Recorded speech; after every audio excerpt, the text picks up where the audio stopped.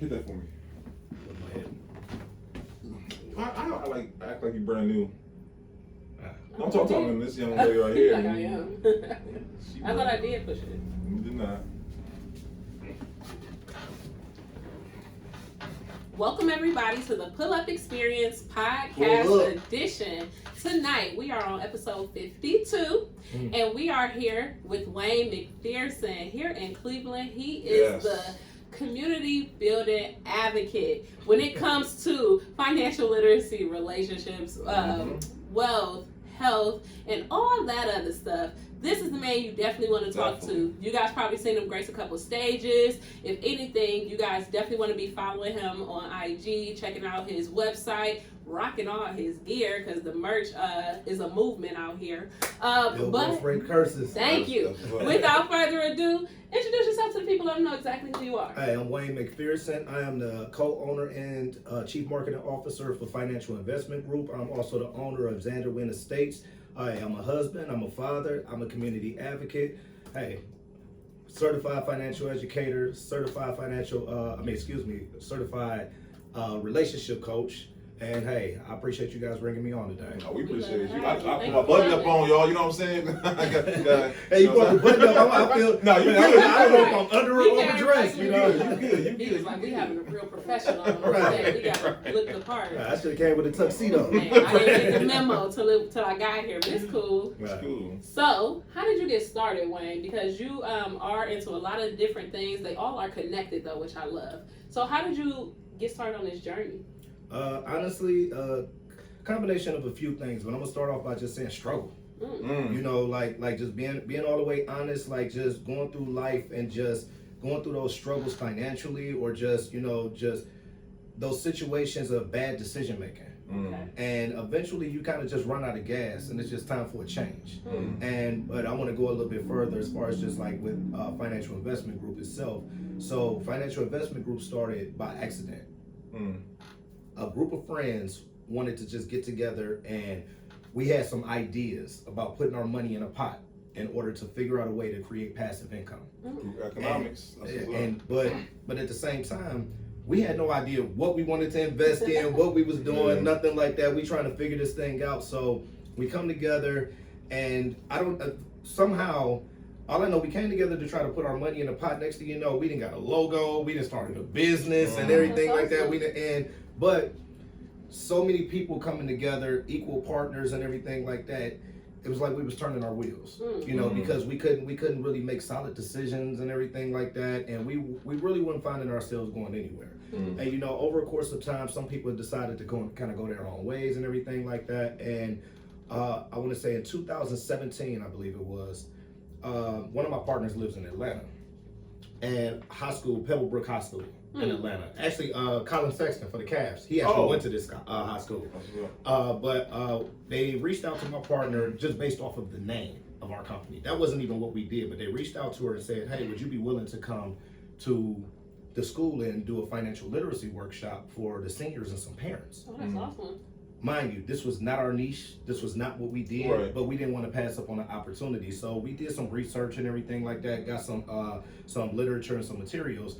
My partner here in Cleveland, we got off work at our day jobs.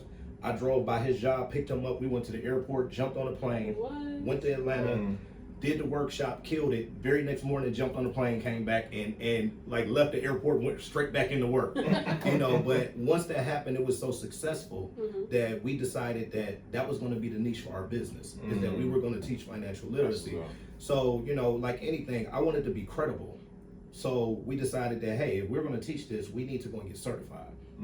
We went and got our certifications, and since then we've done work within the schools. We've done volunteer work at the juvenile detention center as far as like as an additional option. Instead of them going out and cleaning up trash and everything like that, they had to do our workshop instead. So that was something that we volunteered to do, to be able to just give them something more productive and a tool that could actually help them versus you know, a different form of a punishment. You know, so that's kind of like how we got started there, and we've just been continuing to do that. And hey, and everything else, like as far as with being in the real estate, my wife is a real estate agent. We've been doing real estate investing. It kind of comes with the territory, I think. But you, Right, no, like, once you get into it and you start to learn it, it's Mhm. like you kind of just fall into those things Absolutely. like that.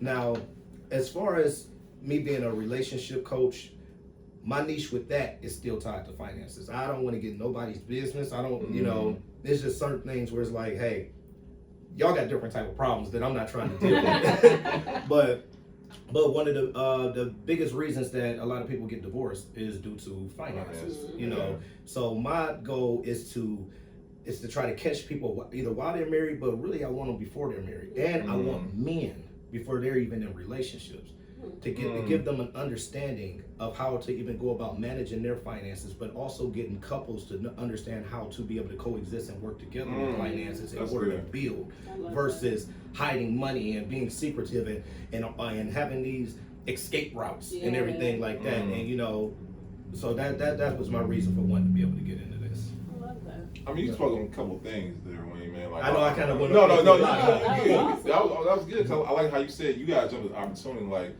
even though you said you guys did a little bit more research, but you guys had an opportunity. Someone reached out to y'all and y'all executed. Like me and Marquita, that's our whole motto. Yeah.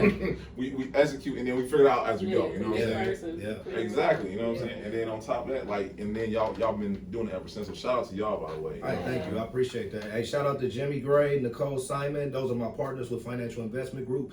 Shout out to my beautiful wife, Rachel, sold by Rachel Danielle. So, Rachel. Hey, shout out to Rachel. Hey, let's work together, Rachel. You know what I'm saying? Let's sell some houses. You know what I'm saying? Hey, I ain't knocking it. Shameless plugs at all times. Hey, we'll put it in the show notes also, by the way. Oh, man, I appreciate that. No. But you know, but one thing that it is that I've learned through this journey, with talking to so many different business owners, I noticed that a lot of people will tell you that their business started by accident. Yeah, that's a fact. Yeah, actually, I know a business owner that uses this building. You know, I don't want to necessarily say their name, you know, on here. It's nothing negative, but I actually asked him. I said, how did you get into this? He's like, by accident. You know, if y'all know who I'm talking about, he's into fitness, and he told me that he had when he used to have his old gym. He said that he had a person that used to actually teach the classes that he's doing now, and he said the person left and quit. He said he didn't want to do it. He said he had to fill in. Now look at him. Yeah. Now look at him. You say it, man. Hey, shout out to Phil Weed. Hey, extreme hip hop with Phil. Shout out to Phil, man. Shout out to Phil. You know, hands down. And I mean, that's real, because I can say for me, everyone know me and Marquita's story by now or whatnot. Same thing for us. How we got into business. With the circumstances led us there or whatnot, but I think that's dope that a lot of people can take adversity or certain circumstances and turn it around and flip it and be like, okay, this is my new business or whatnot. So shout out to individuals who can do that. So let's touch on a couple things, right? Yes, so I know you guys teach on financial literacy or whatnot. So give us some financial basics that you feel like our people should know off top. I mean, not off top, but like should be essential. Knowing things they should know about finances. I'm gonna start with something that's very, very important that a lot of people don't probably even view as financial advice, and it's more so related to financial peer pressure and something that I touched on at the Boss's Breakfast. Shout out to Jamaica. Shout out to Jamaica. Yes, definitely. But just the whole financial psychology bit of things, and you know, we have to be in a mindset of not keeping up with the Joneses. Our biggest issue is us. That's really it, is that we're so busy trying to look a certain way to other people that we're really our own obstacle. You know, so like just starting off, it's just like you got to buckle down and just be serious. It comes with a discipline. It comes with a discipline that not a lot of people have. You got so many different people that like I have clients that already understand finances. Their issue is they just need accountability. It's about having an accountability buddy to just be like, hey, you know, you can't buy that. No, you're on a budget. You have to stick to it. You know, so but basics as far as learning, like understanding how to be able to divide your money as far as what needs to go to your expenses, what you need to be able to save, what you need to be able to invest. Understanding those three areas right there, that's the best start. But until you actually learn that part, because we got a lot of people like they're just going into more debt because they're accumulating more bills than what their income is. Yeah. So people have to understand, how much money do you make? So if let's say you bring in $5,000 a month, just throwing out a number, how you got $7,000 in expenses? Yeah. That makes no sense. The math ain't mathing. It's not math. So that's the first thing that we have to do is we got to understand how to strip all of this down in order to be, because you got to take those steps backwards to be able to move forward. Yeah. And it starts with educating yourself. And that's personal and professional. Personal and professional, definitely. So, when it comes to budgeting, how do you best suggest somebody go about creating a budget? Like, do you prefer for them to like snowball? Is it more like a case by case basis? Talking about Dave Ramsey joint. Everybody got their own kind of system. Well, when you say snowball, are you talking about snowballing as far as paying off debt? Right, like trying to get the smallest ones first, knock that out, then take some of that money that you would have spent on that and bring it back to this next bill and knock that out, take that money, finally pay that off. Put it to the next one. I think it depends on the situation. I think the snowball method or the avalanche method. I think they both work, but everybody's situation is different depending on how many credit cards they got, how much debt they have, and what those interest rates are as far as their credit cards go. So you may have some people that got debt across all these credit cards, but it's just like, okay, you can get that paid off real quick. So snowball effect might work a little bit better. But on the avalanche method, you got a bunch of debt. You're accumulating all of this interest with these other cards. So it'd probably make more sense for you to use the avalanche method than taking care of the ones that have the highest interest rates first. So it fluctuates depending on what a person's situation is. Yeah. Okay. And when you do sit down and work with people, do you teach them how to have enough budget to treat themselves? Because that's everybody's biggest thing, their indulgences, and that might go back to the financial psychology of it all. We always have this thing like, I make enough money, I should be able to treat myself.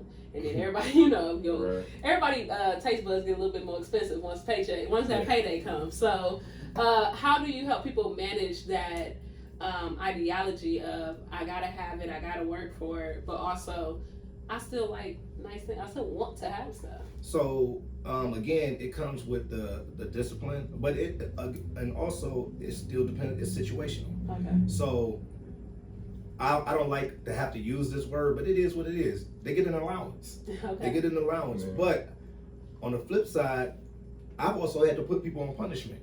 Whereas be like, now because you've kind of like, you've done the wrong thing here financially, we had a plan going, and then now you stepped outside of that plan. Now you put yourself in a position where now we got to take the allowance away temporarily. So, but my ultimate goal is every client should eventually fire me. Okay. Every client should eventually fire me. You should get to a point where you have this, you got it, and you should be able to go off on your own and should have no problems. That's what my ultimate goal is. But if you're not being disciplined to the plan that we put in place, I'm not here to take your money. I'll fire you as a client. So that's another thing. Like I'm here to help. I'm not here to strip you of your money. Like I have other areas of business that brings in revenue. Right. This is something that I'm doing to be able to help people. This is not something that I'm doing just to sit up there and be like, hey, I need to pay my bills. Right. No, this is a whole nother different stream here. So for me, it is very important for you to follow the plan. But like you said, what if they want to do this? Okay, well, we're gonna do this first to ultimately get there. But if you don't do this, then you got it figured out going on your own. So you got it.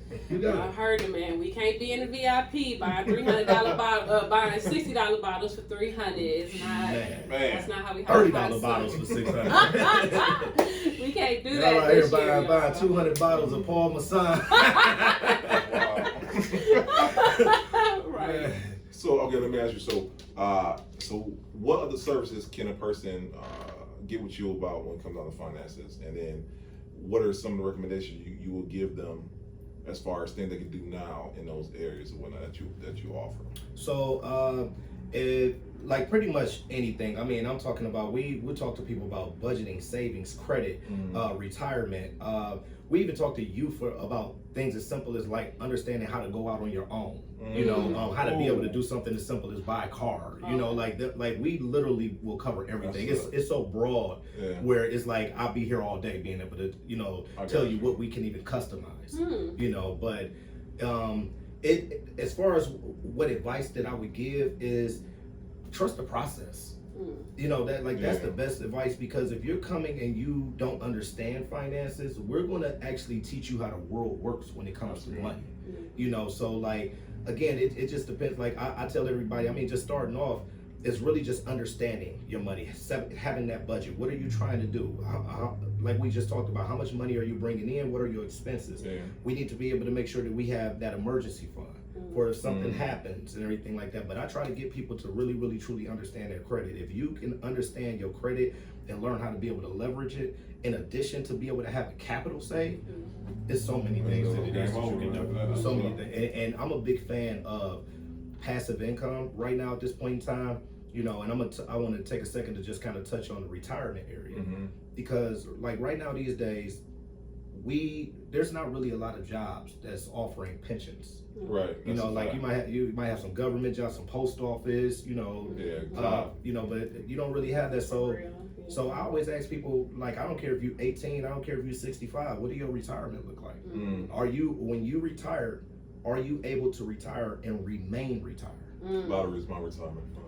What's that? Your lottery? Let me stop playing. Let me stop. Hey, because like let's think about this real quick. I saw somebody on social media one day that said, you know, people got talking about having about $500,000 in your retirement fund. I'm like, okay. Talking about their 401k. He's like, I forget a 401k. I can save up my own money. I don't care if it's 401k or if it's in the savings. So let's say if you got that money sitting there. Now, I can't speak for y'all expenses or whatever, but how long would $500,000 hold you over? If you wanted to, with inflation, everything, you turn 65, and then you getting what, maybe about $1,200 to $1,500 in Social Security, maybe, because we don't even know about generation. Exactly. Right. So let's say you got $500,000. How long would that take you to before you probably might end up having to start working again? Before expenses. Unless you like 10 years, like you won't make it. You see what I'm saying? So that's what I'm saying. That like I get people to think like, what does that look like? Like for example, this is something I want to do about y'all. Y'all got your phones? Oh, my phone. Okay. You got yours? Oh, y'all both put your phone. Okay. So so when you get a chance, I want you to do this, and anybody listening, do this. Take your yearly salary, divide it by 4%. If you take your yearly salary and divide it by 4%, that number is what it is that so I'm gonna do this. I'm gonna take my own phone and just give me a number for a yearly salary. It doesn't have to be yours. What's the average rate? Like 52,000 for average American? Let's say 50,000. Okay. All right, so 50,000. We're gonna divide that by 4%. That's 1.2. That's 1.25 mil. And that's not well. 1. So you would have to have. So now what we're going to do is, if I'm not mistaken, I believe this number would. This is how much money you would have to have saved to be able to cover expenses for $52,000 a year. Let me see, $50,000 a year. Let me see, divided by 25 years. You have to save up $1,250,000 in order for you to be able to be retired and be able to pay your expenses at $50,000 a year for 25 years. Right. Who's saving up 1.25 mil? Entrepreneurs. You can save it, but the thing is, I feel like you're gonna spend more than that. And then on top of that, by the time you get older, once again, inflation's gonna get you, and your expenses might increase. Well, here's the question: really get older and run out of that little 25 years. No, the question is, what person that has expenses can save for $50,000 a year is going to be able to save? Yeah, that's sick, man. You see what I'm saying? So you have passive income. You have to have passive income if you don't have a pension, and if you're not, you have to have money still coming in after retirement. And those are the things that it is that I try to get people to understand when it comes to that. You know, I've had people be like, oh man, I ain't thinking about that right now, man. I'm talking about people in their 30s. And I'm like, you're Because not if you thinking ain't thinking about about right now, it's gonna start Like, thinking about you at 50. Then you're gonna be like, I should have started 20 years ago. I'd have been in a better position. Yeah, Exactly. I be seeing all the time though. Like, I ain't down on nobody or whatnot, but I hear all the time people older like, man, I wish I would have done a little bit more money. I would have to be working now and whatnot. I'm like, dang, that's crazy. You know what I'm saying? Well, a big part of that also is it comes from the fact that I can't speak for who taught y'all about financial literacy. My parents. My mother was she was trained financial literacy coach though, but she taught us. What about you? Jesus. So that's your way of saying you fought. I learned my own. So same with me. So now think about like if everybody was in your situation where they grew up learning that and went to adulthood already being prepared for that. If everybody had that head start, a lot of the people that aren't in the proper financial situations is because it wasn't instilled while it was coming up. They went to adulthood tearing up their credit, not understanding, and then when it started to become important, it was too late. I think like, so I remember I was conversating with this older gentleman and whatnot, and I was explaining to him, I think the older generation thought like our grandparents that you gotta get out the mud. Like, shout out to Angel, by the way, you know what I'm saying? Get out the mud. Yep. Yeah. Hey, Angel shut it down when she came home. But she said one thing she said that was good. She was talking about like our generation is no longer a generation where we gotta get out the mud. We freely give information out. You know what I'm saying? Like, it's like water. You know what I'm saying? But my dad and them, you know, my dad lady told me, you want to get this like I did. I'm like, dang, you know what I'm saying? Like, I mean, right, exactly, you know what I'm saying? And that puts all further back. Instead of passing the baton, you're gonna hold it back from you. Okay, cool then. All right. But I love it how you guys had a program where you guys are teaching. And then and the fact says a punishment, I don't think it's a punishment. Education, that should be a punishment. But the fact that these young men or these young people have to understand what financial literacy is, what it looks like, I think that's a phenomenal thing. And they come in like, oh my God, what is this I got to do? They already coming in tough. Right, you know, right. they upset that they got to do this. All of them leave happy. Like man, like who plan? Yeah. Man, learning about money is one of the. Exciting. I don't care how you feel about school. If you learning about money, you gonna get excited when you actually get a chance to learn it. You like, man, like if you really get a chance to go right, if you get a chance to go in depth to really see what you can do when you understand. It is life changing. Especially you got somebody holding your hand through the process, like, no, this how this works, this how this tax come out, this how that tax come out, this gross, this net, you know, basic stuff when it comes to not even just kids, I guess, but like you said, having that financial head start just to be able to understand how it works, even if you don't got it yet, because you can always make your plan. You go into different situations more confident instead of like just signing whatever the APR is or you know, whatever the mortgage rate is, you ain't just signing no more. Now you're like, no, I can't. You start crunching numbers almost like, I might go and check your competitor. Man, when you see the difference of just like what you just an interest rate. Right. Like, man, you go and get a car and your interest rate 15%. And then you see how much your car don't go down by being able to get it at just 4%. You exactly. And just seeing a difference like that, like, so you mean to tell me that I'm paying all this extra money just because my credit score is low? Exactly. Man. Don't get started. We all got our horror story. I ain't gonna say what car it was. It was I'll say it, they don't care. It don't matter. It was a purple Plymouth Breeze. I was paying $5. A purple what? Purple Plymouth Breeze with a flower on the side. It had a flower on the side. Yeah, I didn't care. No shade on RTA or whatnot, but I was trying to take the bus. And I was paying $500 a month for that joint. What year was it? This is, I was 18, so we talking about 05. What year was the car? The year, it had to be like 1990 something. Oh, 99. Word. Oh, you know, they got me because, man, looking back now, the interest, I think the APR was like something. I don't know, I was paying $500 for a car that wasn't even worth that money, but because my bad credit, you know what I'm saying? Yeah. But I took what I can get. But what I understand is if I probably would have came back better, probably had a better down payment, probably would have had someone co-sign, or not co-sign, just have my credit in order. I probably could have came back at a better car with a better interest rate or a better APR and would have been paying less for a better car. Right? Plus insurance, it still would have been cheaper. Exactly. Well, part of the problem is we go on the lots being happy that we got approved. Yeah, exactly. That's what it is. All we thinking is that I need a car. So if we go on the lot, they sit there and be like, you can get this car, but it's gonna cost you this amount of money. And people will convince themselves like, they start already figuring out in their head, like, if I don't eat, if I don't do nothing else or whatever, like, you know what, let's do it or whatever. we go in so I'm just gonna say it for what it is. We go in stupidly. You know what I mean? Because we want what it is that we want, and we will. The next thing you know, you look up, you're getting repossessed. Right. Yeah. Because you decided you wanted a car so bad that you had no idea. Like, man, I'm paying, and then you didn't pay this $500 a month, and $495 of it went to interest, and you didn't even pay nothing towards the principal. Right. You ain't paid nothing towards the principal. I think I spent like 72 months on that joint. See what I'm saying? 6 years. Ooh. Right. And for the first 48, he was paying all Right. interest. Right. Exactly. Like you said, the car wasn't worth it. So that brings up a great point then. When it comes to pre-approvals, what's the best way to walk in already approved to a lot to say, okay, don't run my credit 17 times. I don't want to see all these inquiries on my credit report because I already got the money. I just want what I can have with the money in my hand already. This is my letter. Okay, so I'll say this. So the last vehicle that I purchased, I was able to go to the car lot and just give them the check and I was done. The reason being is because I went through my credit union. I let my credit union go ahead and that I had a relationship with. They went on ahead and ran everything or whatever they said. They asked me what car I wanted. I told them. They said, how much is it? Gave them the price.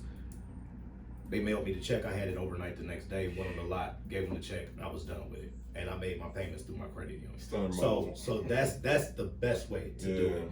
Now, if you are going if you are getting your credit ran there at the dealership, there is a thing called deduping. If y'all not familiar with it, deduping is pretty much what you just said about you done ran my credit about 17 times, where they can take all of those inquiries and roll them into one to make it where you don't have all those different inquiries and where it's just killing your credit score. Now, the credit bureaus have been better about it, where they're able to see that to make it one inquiry. But if you are in a position where you have went to a dealership and you have had a bunch of different inquiries, you can call the creditors and be able to get that rolled into one inquiry.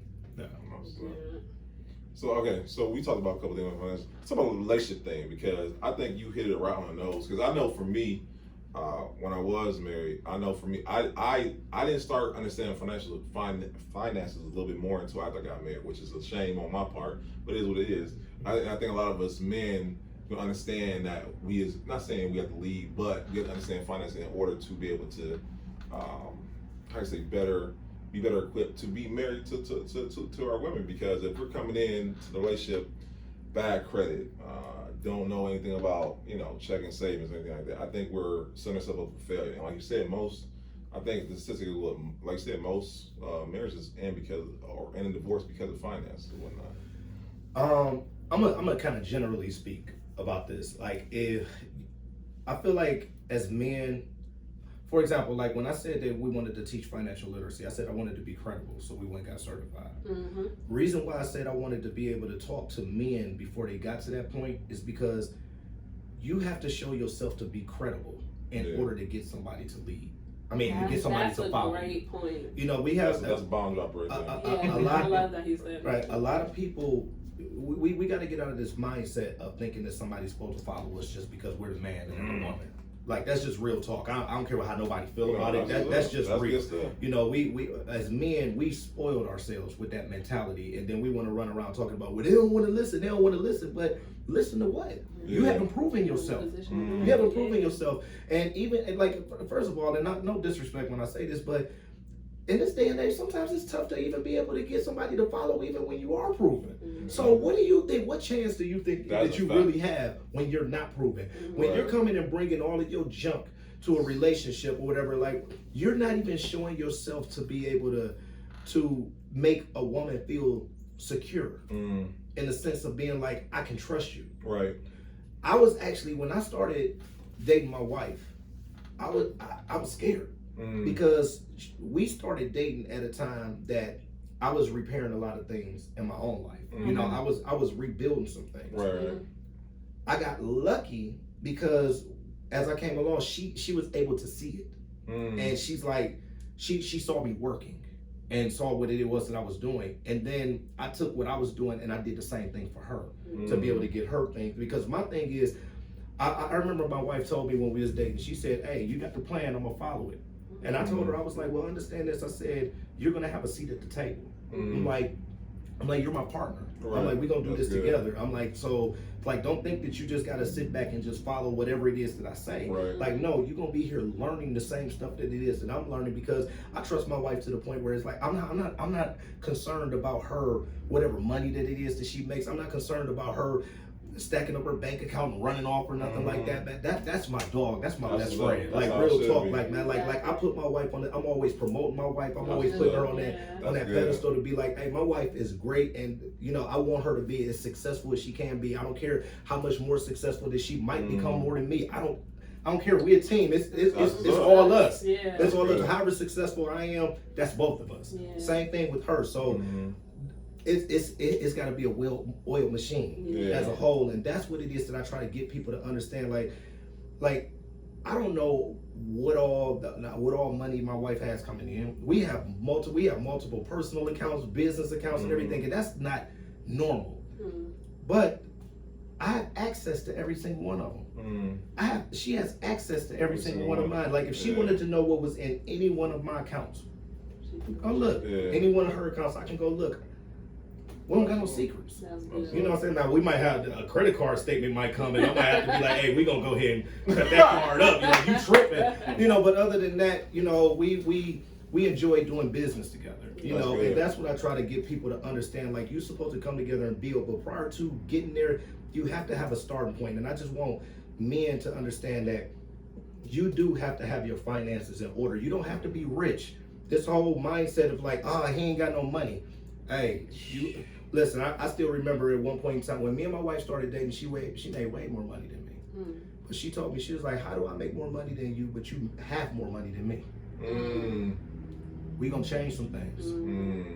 We gonna get this all together or whatever. And now I'm like, man, like us talking about money in that regard, it ain't even like we look at like, hey, are we gonna, do we call, like right now we have conversations about, hey, did they accept the offer on this house that we get ready to try to get? Like, the conversation is different when you start real building. Goals right there. Everybody talking about relationship goals and whatnot. The real goal is to be a team and be able to build, but it can't happen if you got mess going on in a relationship. And that's both sides. That's both sides. It can't happen if you got mess going on. Like if I was out here running around with other women and everything like that and doing other stuff, right there you kind of polluting all of the growth that comes with that relationship. Like you can't be distracted by stuff like that. You got, when you make that decision to get married, you got to really, really, truly be all in, and you have to understand the partner that you're with.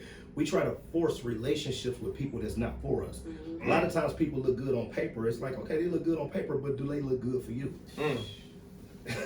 and we the bomb dropper, right?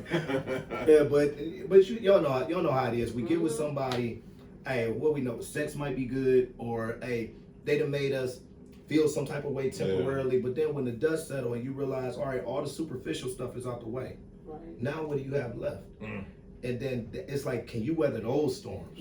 When you come home or whatever, and it's like, okay, I don't like you today. What decision are you gonna make? Are you gonna be like, all right, man, you know what?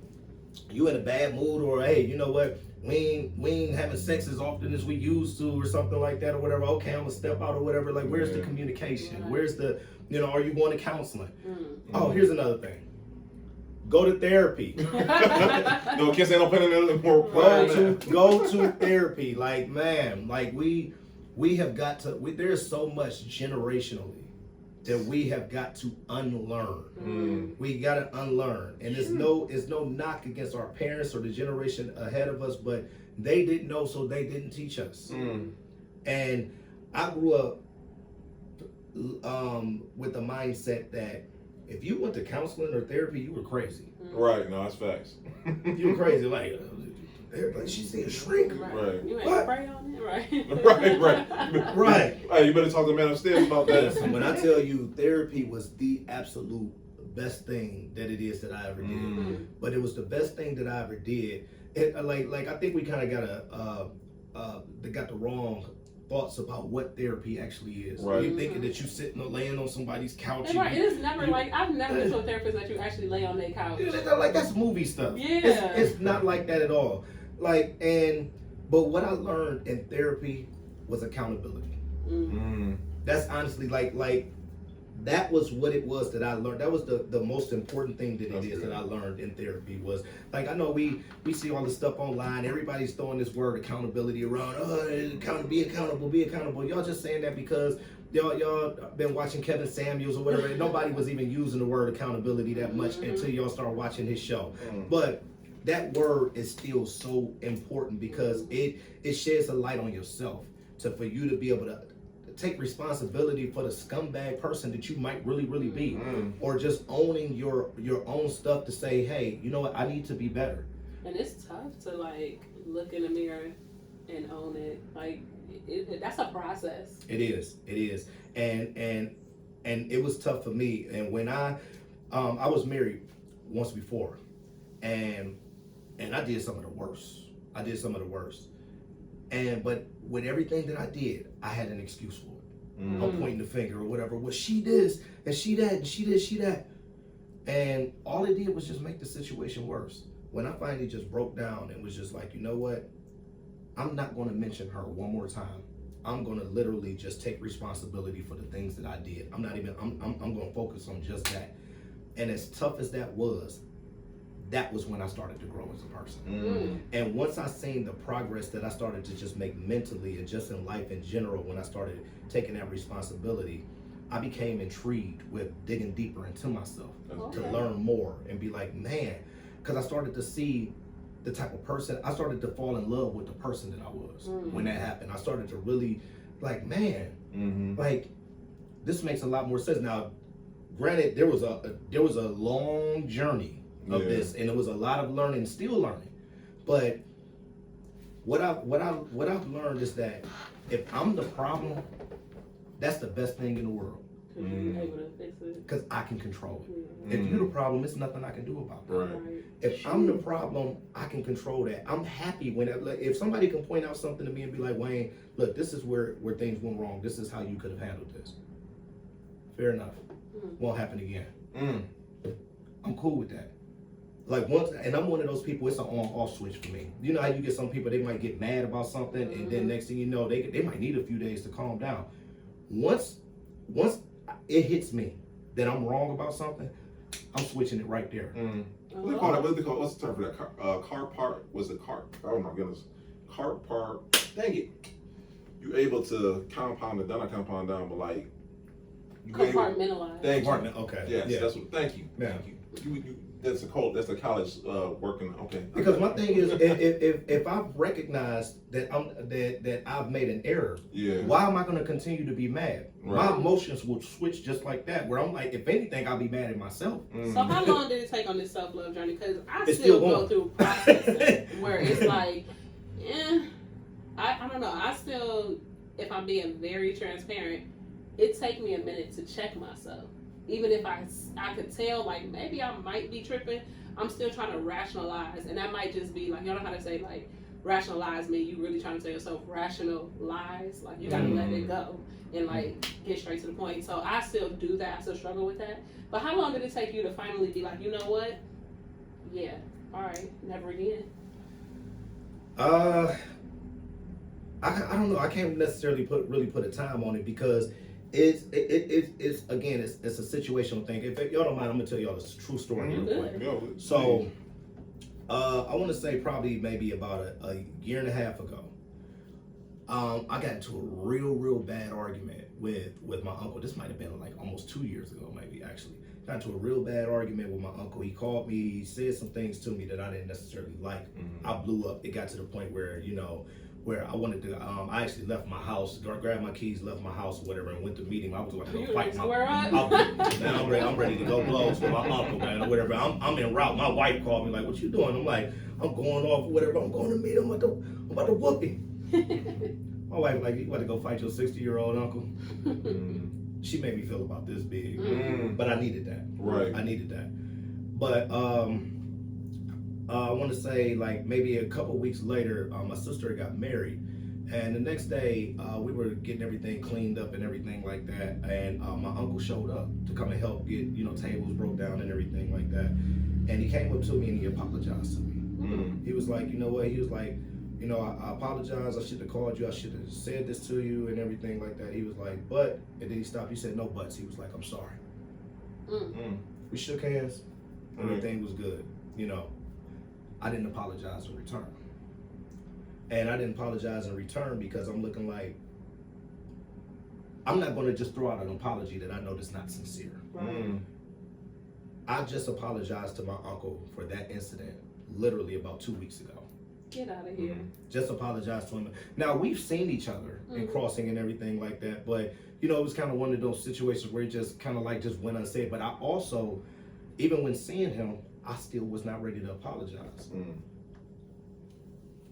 Going through, like, because I still go to therapy here and there. Like, when certain things happen, I still, you know, go. And just me being in the place that I was in when I spoke to him, I brought that back up. I said, you know, you came to me, you apologized to me. I said, but I never apologized to you. I said, today, I sincerely want to apologize to you. I said, because regardless of whether I had a reason to react the way I reacted, that's still not the person that I want to portray myself to be. I owe you that apology. You're one of my elders. And, you know, and I owe you that respect of not popping off the way that I did. I genuinely apologize. You know, so I wanted to tell that story to let you know that although I recognize these flaws and I do understand where I need to be better, I'm still not perfect. So there are still things that I still have to work on. It's things I still have to identify within myself. It's still a process. You know what I'm saying? So that's why I say I can't really put a time frame on it because depending on the situation, man, I could still act a fool, you know, but I don't want to be like that, you know. I respect that. We're under a microscope. You're under a microscope. You are like we're being watched, and we're under a microscope from the people that want to see us fail. Don't give them. we cannot give them that satisfaction. No, that's good stuff right there.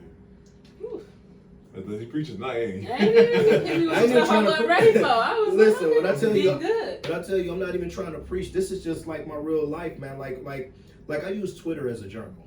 Like so every now and then you'll see me screenshot and post things from Twitter. Like my thoughts, I put them on there. But a lot of things that it is that I post,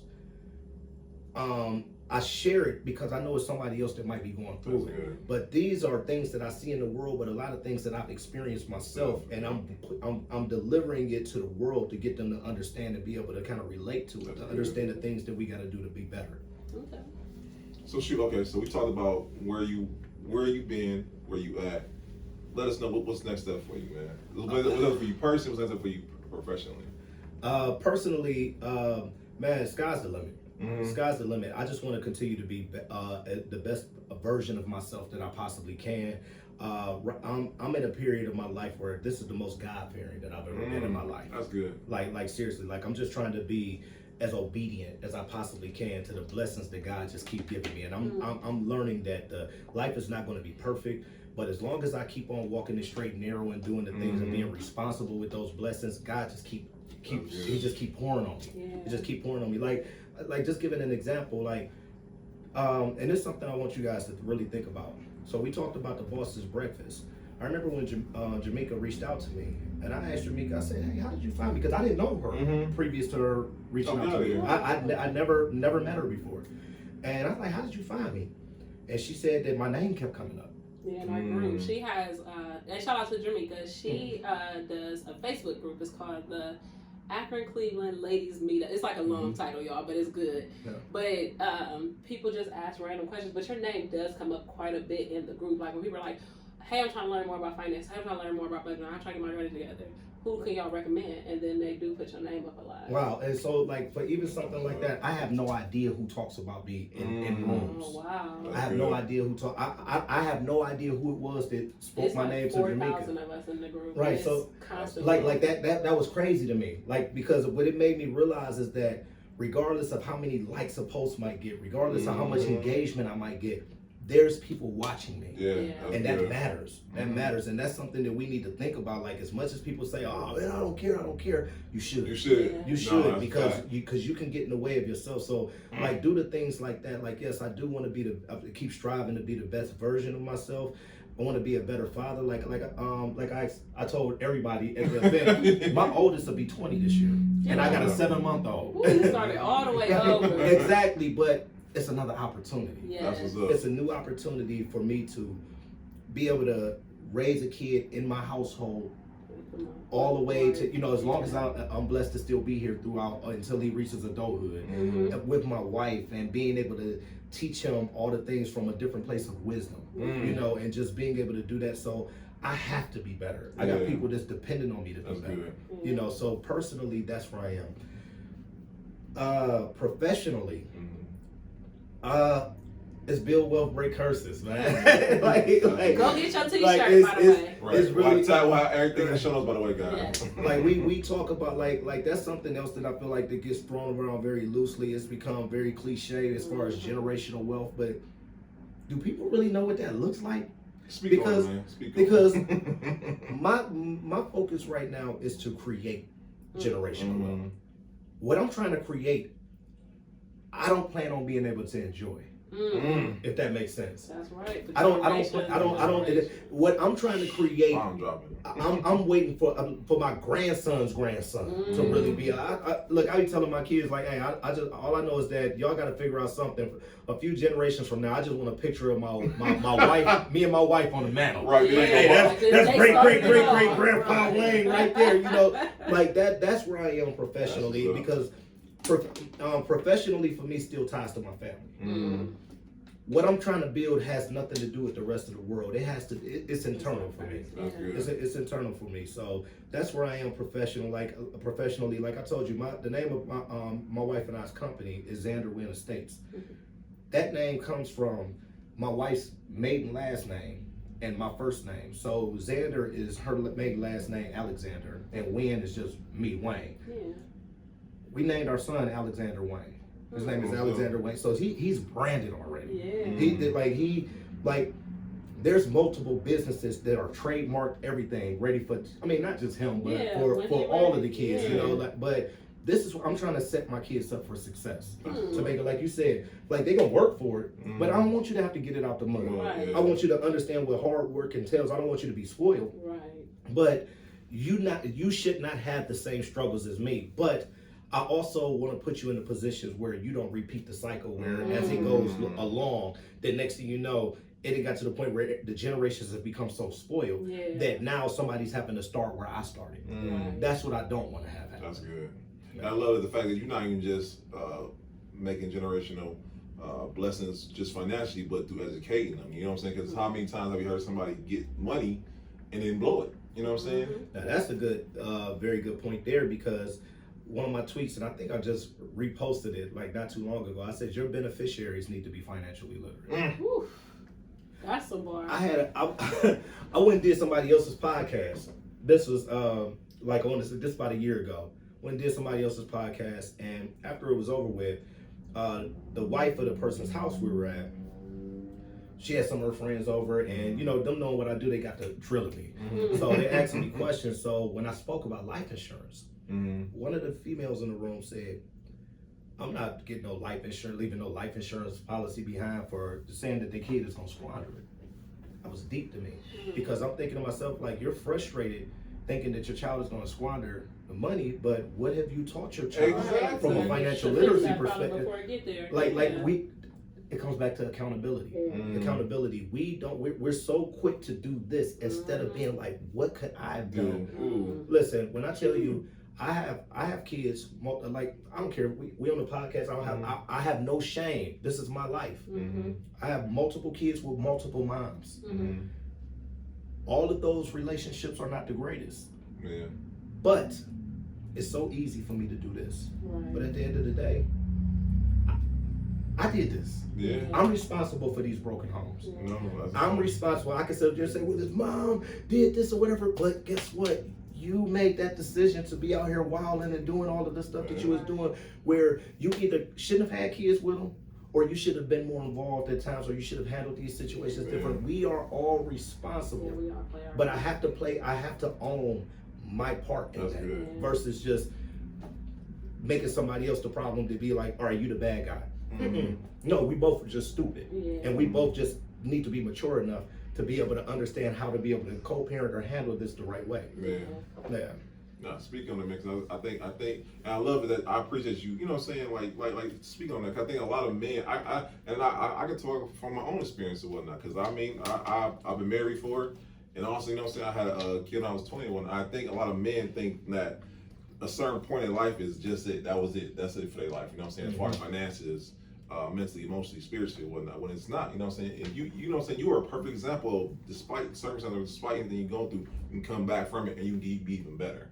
You know what I'm saying? And I have, and from what you just said right there, it's hard for me to be able to really have any sympathy for anybody that's gone through what I've gone through, because I've worked jobs that I didn't want to work. Right. I've struggled at times that I'm like, man, I've had license suspended because of not being able to pay my child support and everything like that. And like coming from that time, like I remember me and one of my sons spending Christmas together, and I couldn't even buy gifts. Like, and I remember him looking at me like, "Dad, it's cool. We just this we together. We good, man." Like, and he getting ready to graduate next week. I'm pumped. I'm like, man, my same son. Like, I'm like, man, like this was my dog, you know. But just as a whole, like looking at that, like when I look at what I went through, and then like now being here, like I remember a point in time I couldn't even get a passport. You know, but now being able to have the means to be able to, I'm getting ready to take my whole family to Aruba.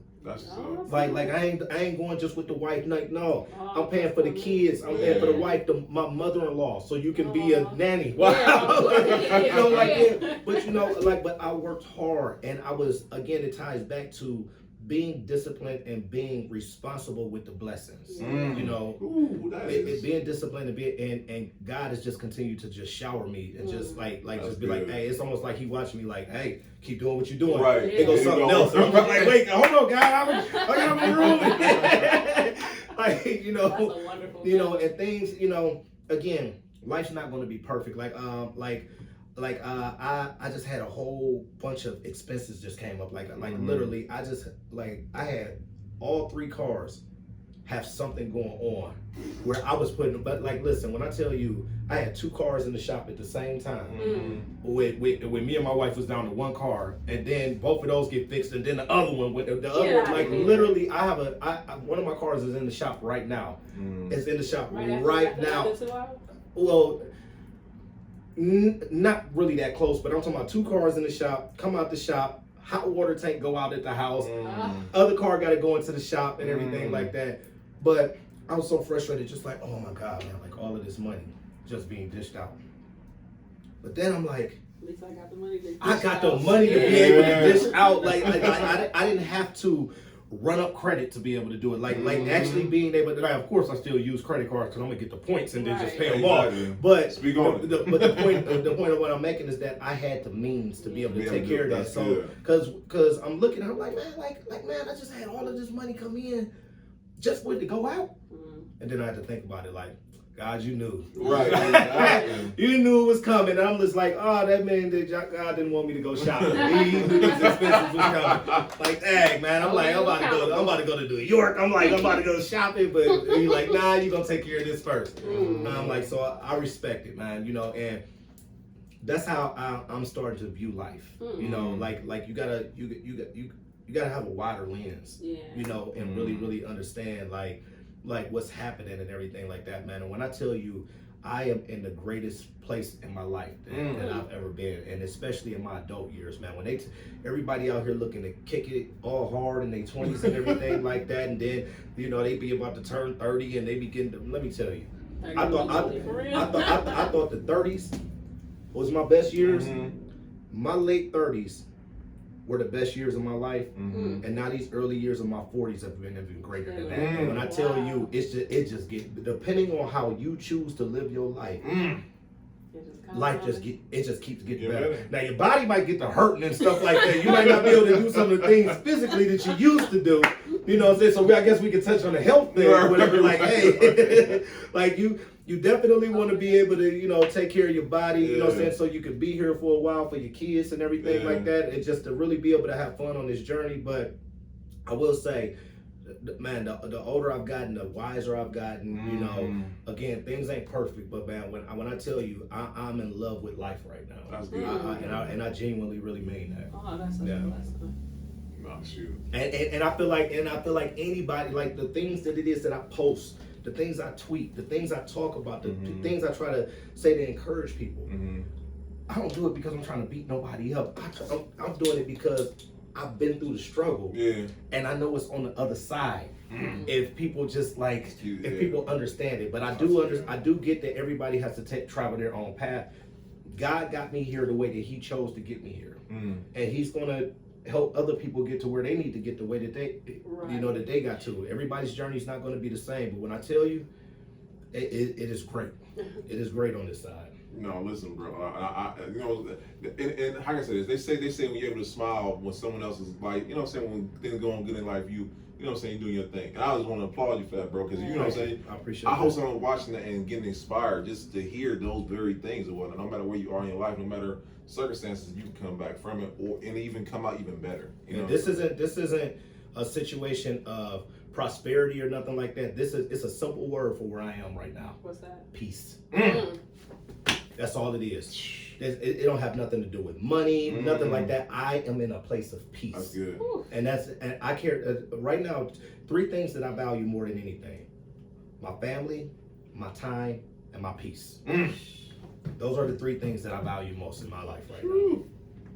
You preaching tonight. You preaching tonight. You hear what I'm talking about? Speak on it. I'm in church right now. You know what I'm saying?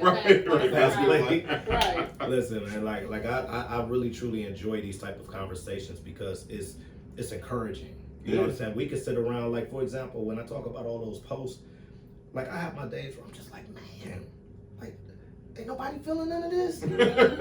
I'll be doing that too. And I be looking like, man, it must be it's an algorithm. I be doing that too. It's an algorithm. Because I know. But you know what I found out though? I found out if you look at your engagement, you'll see people saving it. You'll see somebody, you know what I'm saying, absolutely. sharing it. But then I'm like, I see more likes. I mean, I don't see enough likes. But I see the share. I see, you know what I'm saying? Like, I start my life, dang.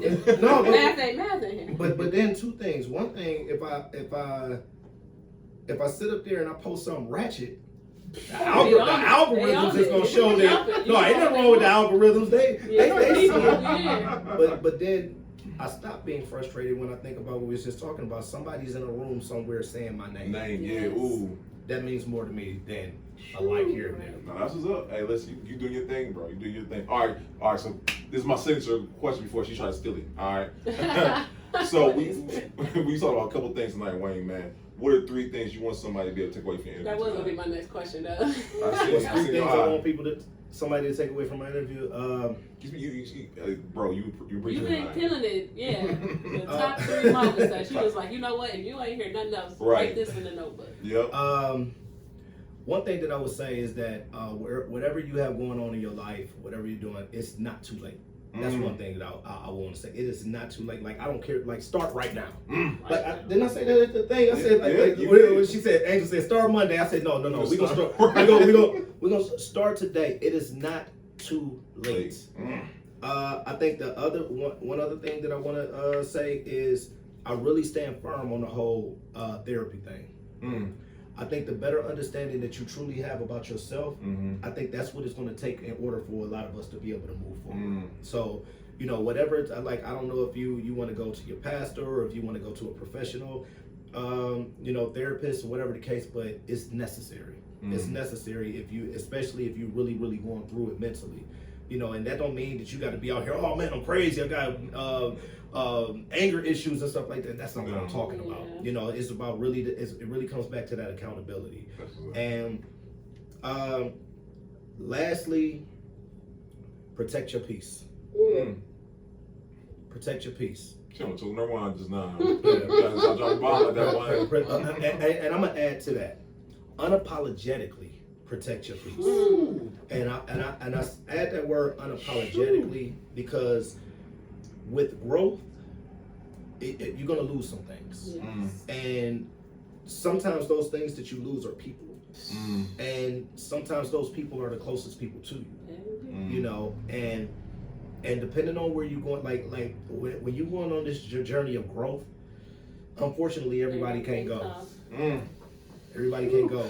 And it's hurtful sometimes to see the ones that you might have to not leave behind, but leave them where they are. You know what I mean? Because growth doesn't mean that you're better than anybody. It just means that you're just in a different place in your life where it's time for you to just move on. Yeah. You know. That's good stuff right there. Listen. Okay. And this is my new question. I'm trying it out, y'all. Let me know in the comments what y'all think about it. But what be honest. No, it's good. It's real funny. So what's the legacy? I know you said you want you and your wife in the fireplace for you and your family for generations to come. But what do you want, like all your businesses and all your accolades? What legacy you want to leave behind for those things too? That's a good question. You know what? As far as like the businesses and everything like that or whatever, like I said, those are things that I'm building as far as from a generational wealth perspective. But I'm say, my legacy is more so like as far as how I want to be viewed as a person, you know. And I say that because I went through such a dark moment in my life as far as things that it is that I did and just the way that I was looked at by people. I'm talking about, man, I felt like it was just this dark cloud over me for a long time. Self-inflicted, by the way. And I worked so hard to just to get my name back.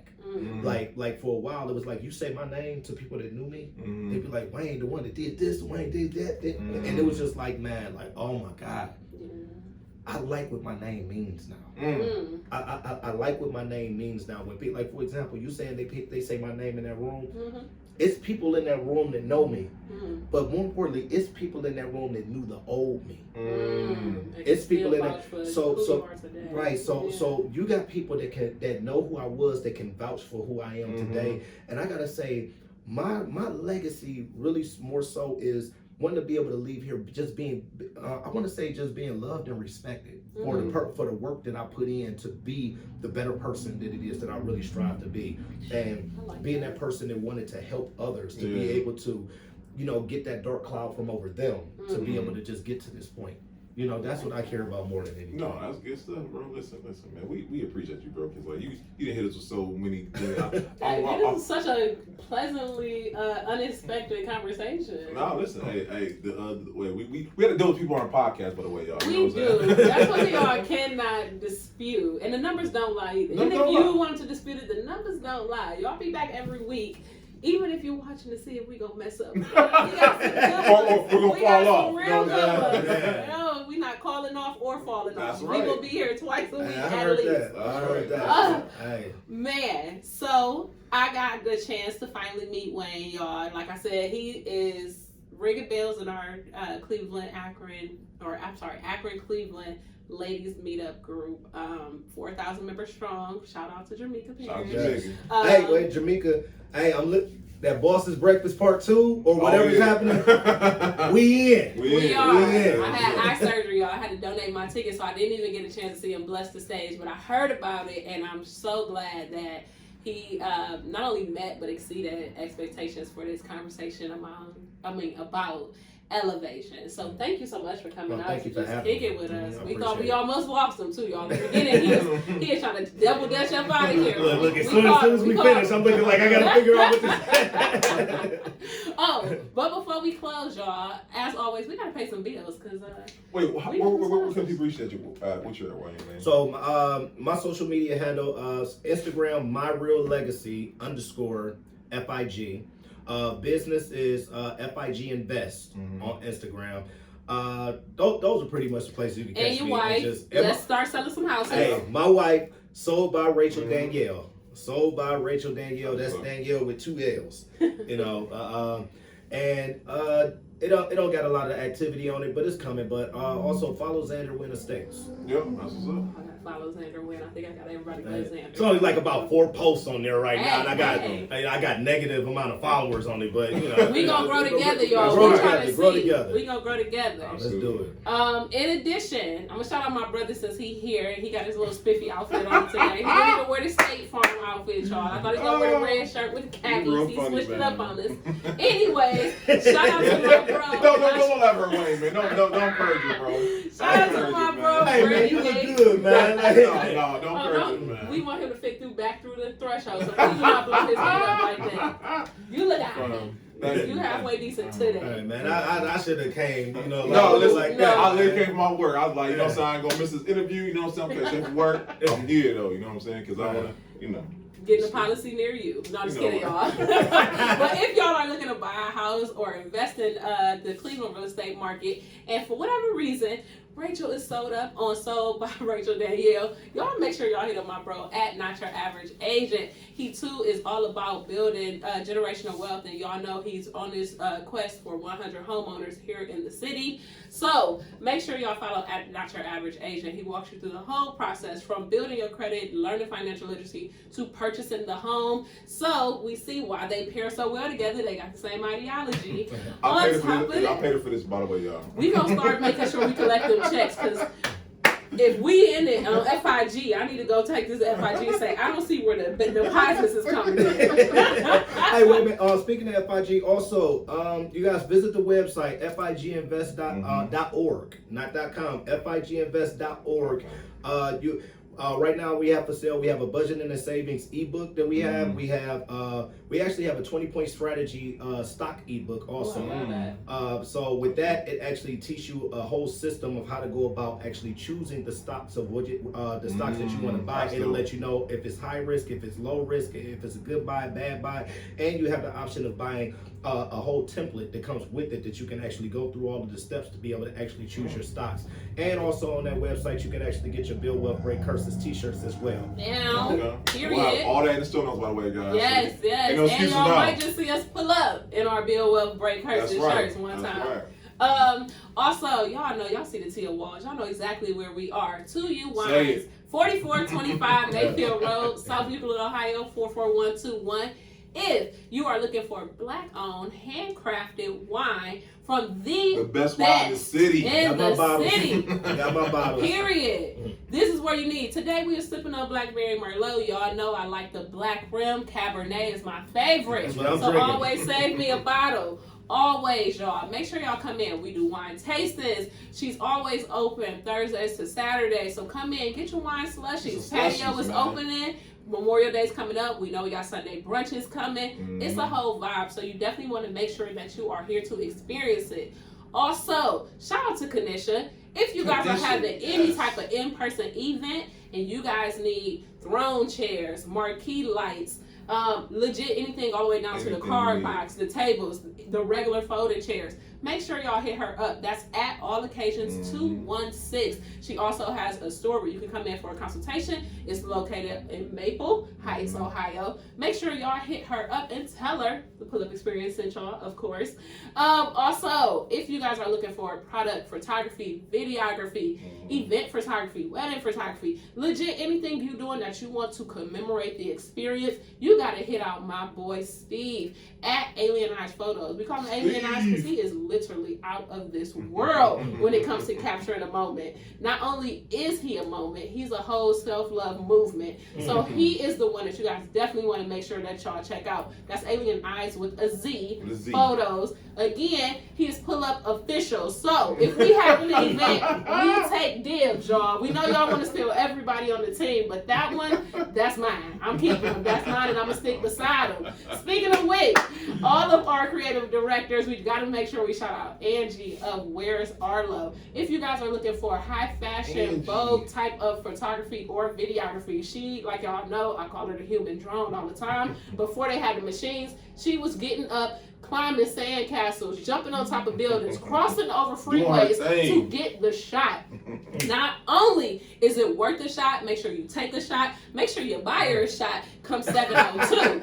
But that is the one you absolutely want when it comes to that. If you're looking to build your business, specifically your sales funnel and digital marketing strategy without paying for Facebook ads, make sure you hit me up. I'm your girl at Beneficial Bay. I will be having a business shower this Sunday. We're doing this Sunday. Period. From 3 to 6, I'll have a business shower. If you want to RSVP, feel free to hit up www.beneficialbay.com. You are able to RSVP and or look at the registry. One thing that is great is we always talk about financing it. If you ain't there just yet, we're going over all these different type of ways to have a creative financing structure for your business to make sure that you put all the plans into place so you can get yourself out of the excuses in your head, because they don't really exist in real life when you are really on a quest to finding a way or making one.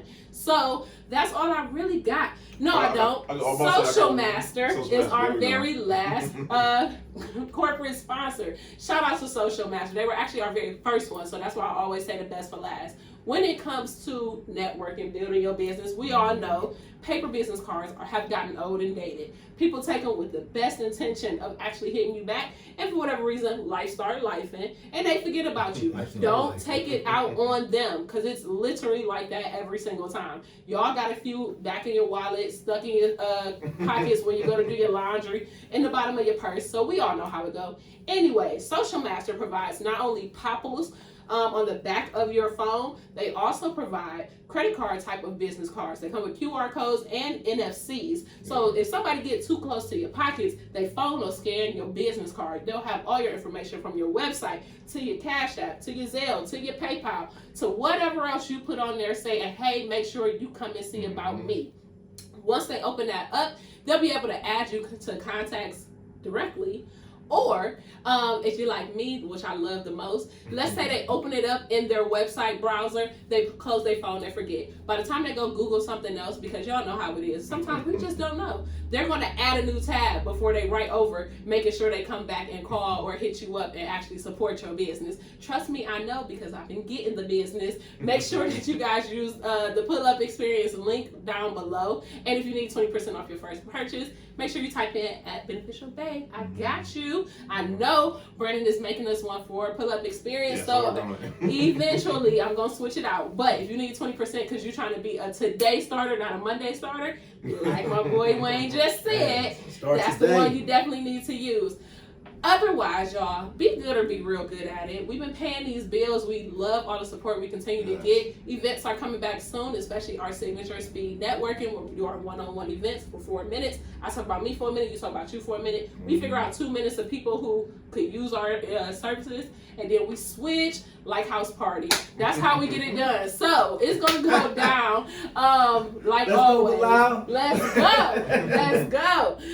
Do you guys have anything else you want to add? Hey, I've said it. Hey, y'all know my slogan: build wealth, break curses, just do better, and start today. Start today. Those my 3 right there. That's what I'm talking about. Episode 52, y'all. 52. And we can close no better than that. Wayne, appreciate you coming on, bro. Yes, can't wait for episode part 2 coming part up. Part 2 for the Bosses Brunch. Make sure y'all meet us there. Don't beat us there. We there. Yes, we in there.